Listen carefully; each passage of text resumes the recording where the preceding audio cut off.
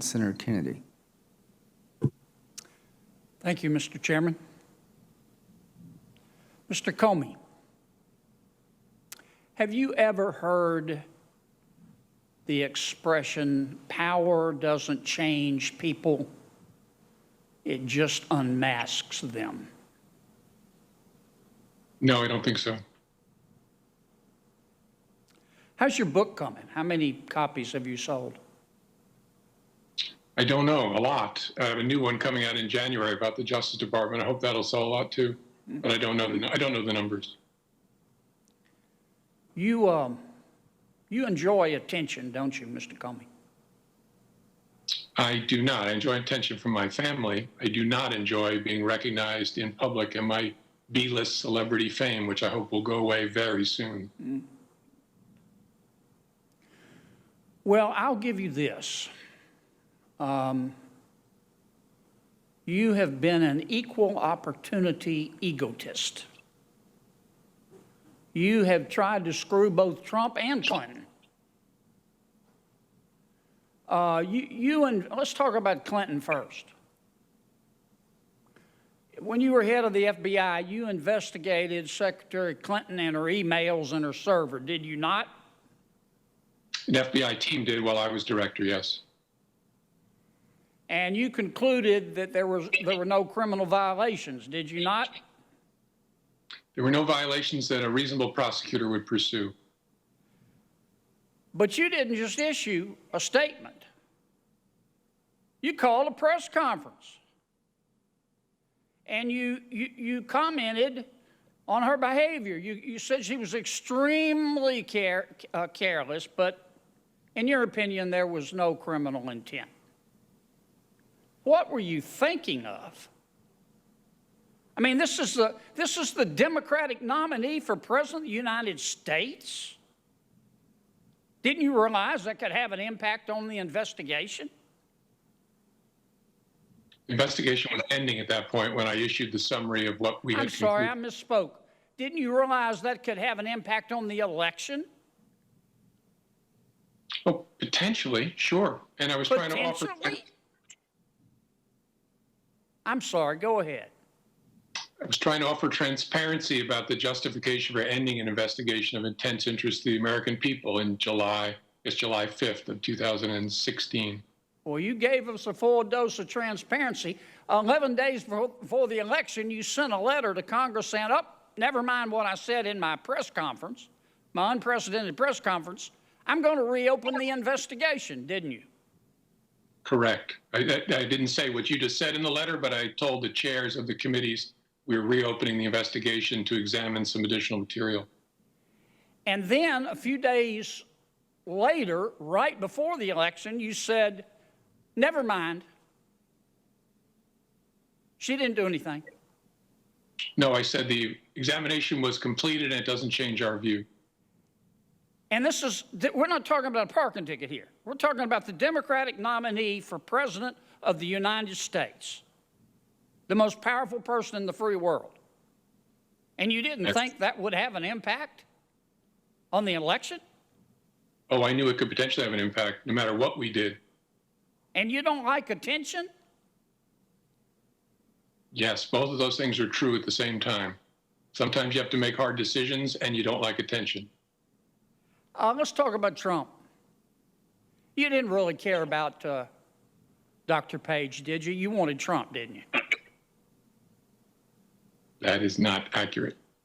Yeah.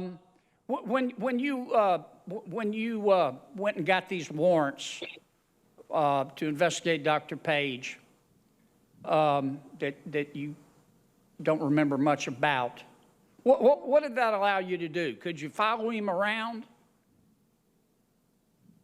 First, I didn't, Senator, go get any warrants. The investigative team and the lawyers from DOJ got offers. Right. Could you follow him around with the authority from FISA? No, you didn't need authority from FISA to follow someone around. This was about electronic surveillance. Oh, so you could wiretap him? It allowed you to collect electronic communications that he was engaged in. You can wiretap him? Yeah, that's the old-fashioned term, but yes, it gave you authority to collect electronic communications. Almost no one uses. Could you bug him? I don't think there was authority in the FISA application for a remote listening device. Could you open his mail? I don't think that was included either. But you don't remember? I don't. It's easy to figure out, but I don't. Sitting here, I don't know. Okay, that's fair. And you're saying today that that if you knew now what you didn't know then, that you wouldn't have signed the application? I would not have signed the narrow certification that the FBI director has to give, but more importantly, I'd want to know from the team, how are you thinking about this? Why are these things not being included? Yeah, I mean, that's what I mean, you're a smart guy. You're honors graduate, William and Mary, Chicago Law School. And you don't like attention. And I'm trying to understand that you're investigating the Republican nominee for President of the United States. Okay, you've already finished with the Democratic nominee. Yeah, now we were it's not the Republican nominee, and you got a FISA warrant that was a lie, and you say, well, it wasn't. You're head of the FBI. Didn't you check? Didn't you go, hey guys, this is a nominee for President of the United States. Let's sit down and talk about what's your evidence. You never did that? Senator, we were never investigating the candidate, the Republican candidate, Mr. Trump. This was about a surveillance warrant on someone who was no longer associated with the campaign. Oh, you just got his name out of the white pages. Whose name? And then with General Flynn, you've wrapped up your investigation, but you decide to take one more shot. Sally Yates says you went rogue. Isn't that accurate? It is not accurate. Well, why would she say that? She sure didn't compliment you. I was sitting right here, bigger than Dallas. Listen to her. She said you went rogue. And so you're asking me what she meant by that? Yeah, what do you think about that? I think she was disappointed that I didn't coordinate the Flynn interview with her in advance, and I understood her concern about that. I think she understood my explanation afterwards as to why I used my authority, which I had, to do it without coordinating. But you don't like attention. I stand by my earlier answer. Okay. I love attention from my grandchildren and my children and my wife. Yeah. The rest of it, I could let politicians have it. Can we agree that the FBI is the premier law enforcement agency in all of human history? I think so. At risk of offending DEA, I think so. Mr. Comey, if you'd chosen a different career, say a driving instructor, and you'd never pursued a career at the FBI, don't you think the FBI would be better off? I didn't pursue a career at the FBI. I was very happily teaching at Columbia when I was asked to become FBI director.